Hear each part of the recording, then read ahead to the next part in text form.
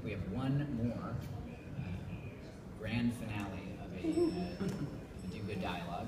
I'm going to let these guys introduce themselves, and then we're going to dive right in. But we're talking about design and technology and user behavior, and a lot of the impact of that on the potential for change in the social good, which I think wraps up a lot of what we've been talking about very well. So why don't you guys introduce yourselves, and then we'll dive in.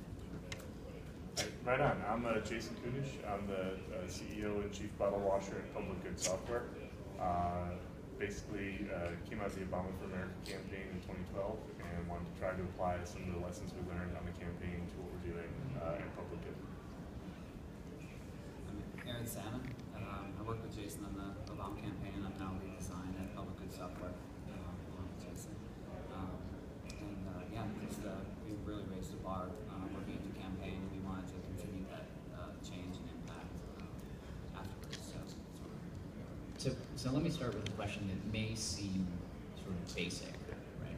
But explain sort of quickly what the role is that technology and software play in a presidential campaign, and how that then has the potential to translate to nonprofits or for-purpose organizations, those that are working for some larger good. Yeah, definitely. I think there's a couple of ways. So really, technology in a campaign is an enabler. The goals and the methods are really well known, and the methods for organizing people offline are really well known. We know what makes people passionate, and we know how to touch them at the right moment, and basically make sure you have a good dialogue and you can actually create and build community. And those lessons go way back into associational life. We've done this for hundreds of years, right? In a campaign, all you're trying to do with technology is allow those conversations to happen at higher fidelity across channels that are much lower fidelity.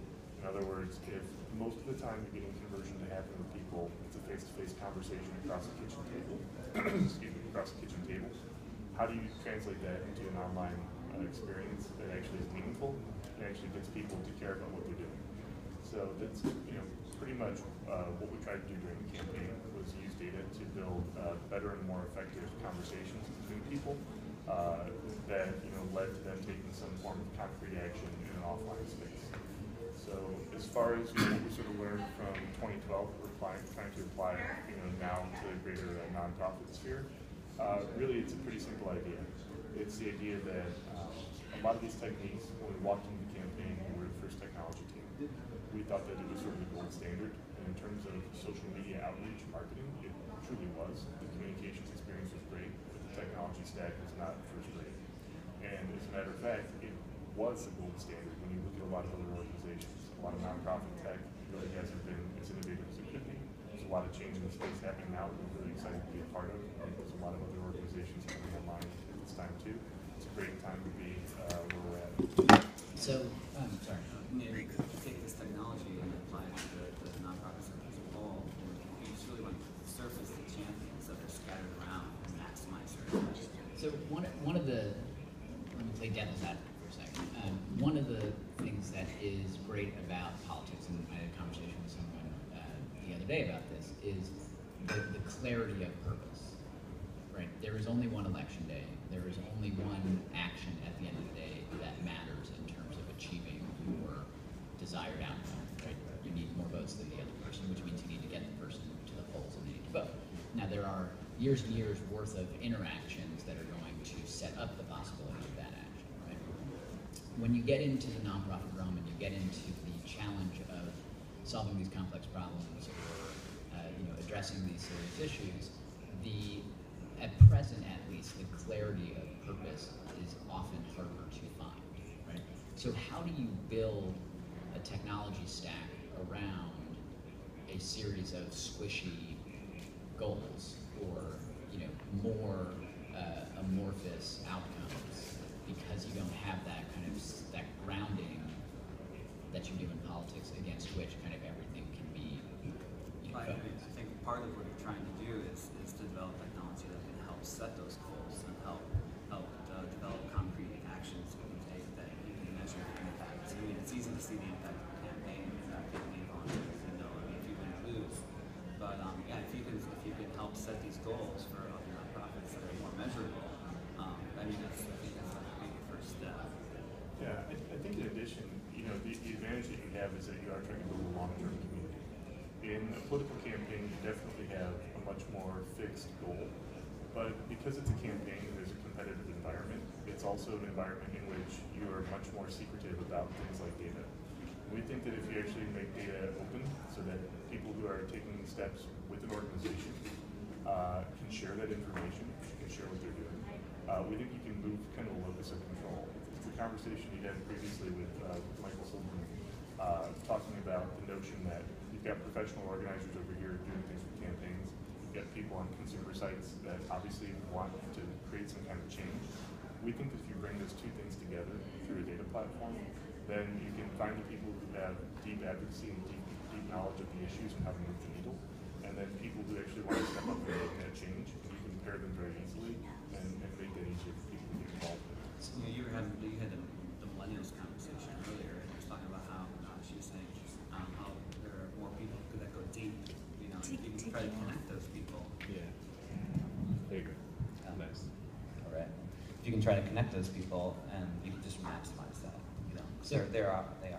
So get nerdy for me, in the sense of Nerdier. Yeah, nerdier, sure. You said something interesting a second ago about making actions more effective and helping actually to provide clarity as to what the goals and focus should be. I don't think that comes from the current data set that is often developed out of a lot of social action related activities. So, the clicks on the online petition or the dollars raised or the whatever, right? That's metrics that will help you determine whether or not some action you took is more effective than some other action you took. I don't think that's right what you're talking about. You're talking about sort of the predictive power that data has to determine, which roll of the dice is likely to yield a greater, return than something else. So what is that? What is that data that we are not taking advantage of, or that we are not scaled to use in the social good conversation, right? What is that? What makes this not an analytics platform? Which I do not mean as an insulting question. I'm meaning as a leading question. No, it's a great question. Yeah, I think ultimately what we're trying to do is a lot of the technology that's available now is about utility. And we think what we're trying to do is help people be better at what they want to get done. So if you look at, we're both product and user experience people. It was a very deliberate idea to have product, be the leadership of the company. Because ultimately we think that if you start to look at, amalgamated data across a variety of campaigns, you can help people learn, what campaigns are actually more effective. On the other hand, you can help people who are actually doing the work in their communities share information about, was it a good experience? Was it a safe experience? Did you feel like you actually had impact? Now that's a much more qualitative measurement. If you can find enough of that, it becomes quantitative because you can see, hey, your organization isn't doing a good job of providing a good or safe volunteer experience. You might be able to predict and improve the experience by making things safer. You might be able to get more volunteers. And those kinds of things might not have been apparent when you were only one organization with several hundred volunteers. If you look at the millions of people volunteering across the country with millions of organizations, you can start to get to some of that efficiency. Is there a difference to the technology and data challenge within the little p political and social good conversation compared to the one being had around health or brand and product development? I mean, is there a different set of behaviors ultimately that you're seeking to quantify and prioritize that are somehow separate from the human behaviors that people are taking and that we're looking at all sorts of data around for, can we get them to walk more, or can we get them to, do whatever around a product? Yeah, it's a great question, and I think the answer is yes. If you look at charitable giving in the U.S., it's remained mostly flat for the past 40 years, and we think a key driver of that is the idea that people don't actually have a good handle on what they've done. They don't actually understand what their civic footprint is, they don't understand what their engagement in their community is, and they don't understand that because they don't have the means to make it viewable and really understand it. it's kind of what Fitbit did for health, right? If you were a health buff, you tracked this stuff in a journal or elsewhere, and you understood, what it was that you were trying to get done. But now that, these little devices that we're all wearing make it really easy for us to do that, we think we can try to achieve the same kind of change. So you guys come out, and this may be more of a question for you. You guys have product and user experience expertise, which I would translate into the ability to take the nerdy data and the technology and turn it into things that other human beings would presumably be able to use from a strategic standpoint. That particular expertise, I think, is in short supply generally in this new conversation about big data, and particularly in the social good space and among nonprofit organizations, right? So there is an embracing of data, whether or not we have the right data, separate conversation. There is an embracing of data. There is not an understanding of how to make that translation or transition from data to programming or data to communications or whatever it is. So what is it that the social good sector needs to develop in terms of a set of capabilities to take advantage of what it is that you're in the process of building and making available, so that it's not, here's a great data capability and a powerful set of tools, and here's a total disconnect because there's this gap in between the knowledge and understanding and the application. Yeah, I think one of the things is to help tell a story with product design and information design. Not just tell the problem that you're trying to solve with donating time or money, but just tell the story of the relationship going forward after you do that, and how the organization can interact with you afterwards and continue on. So I think product design can help do that. I think also one of the big things is that there's this shift going on, right? There's a shift in terms of people actually having like the equivalent of a social media manager or somebody with that role. And I think you'll see that continue to shift. It's basically people in the social economy have a really weird dual purpose, right? On the one hand, they're trying to solve a mission, and the mission is all about human connection.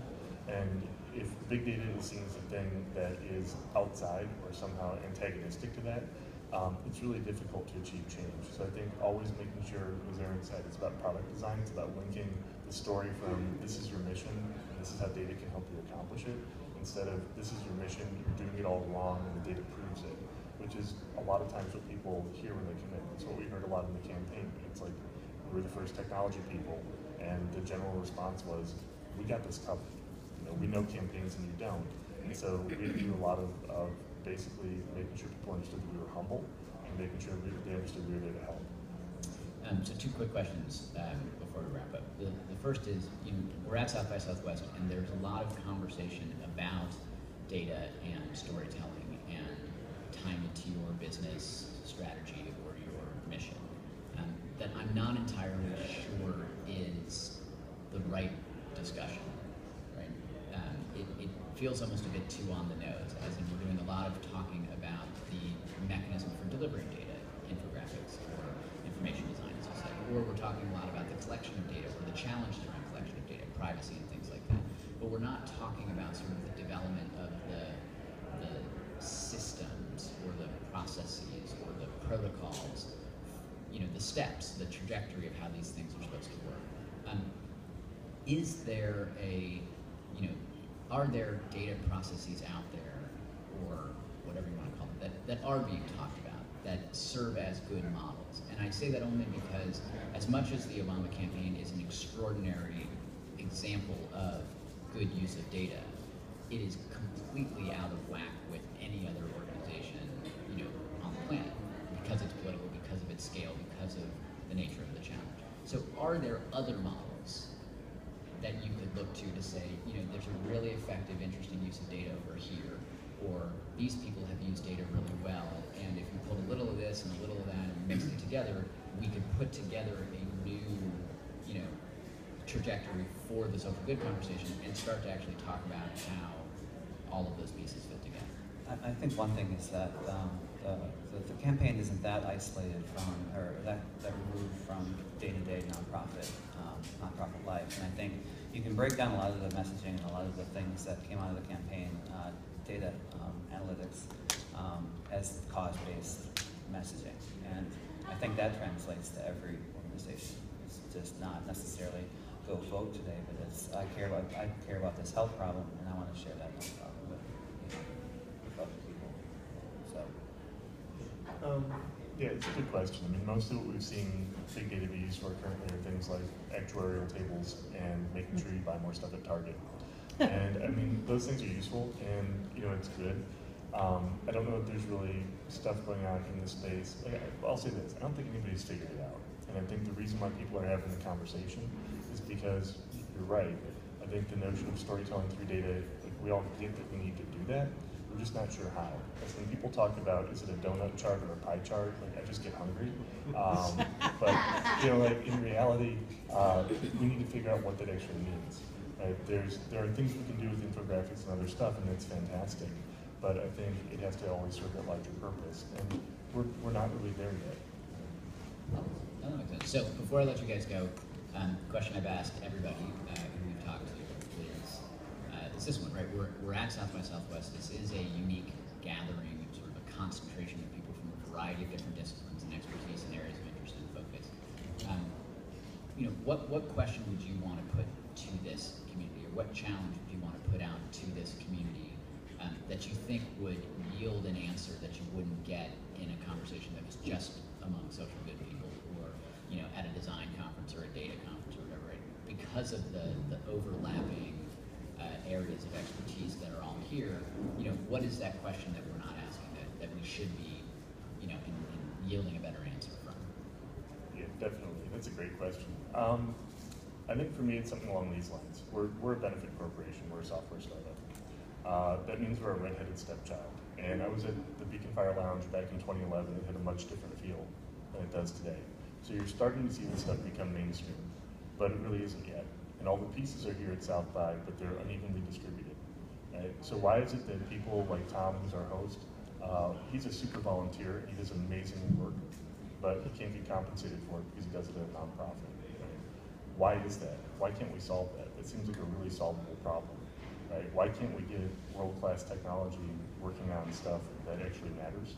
Right? Like, this planet is big, but we've got 7 billion people on it. The issues facing, giving those people life and opportunity are getting more and more challenging.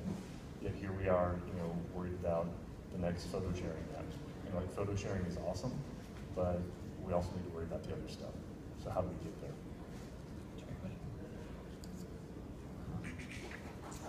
Yeah. How do you follow that? Follow that. It's a great answer. All right. Talk about the photo sharing app you were saying. I'm also developing a photo sharing app.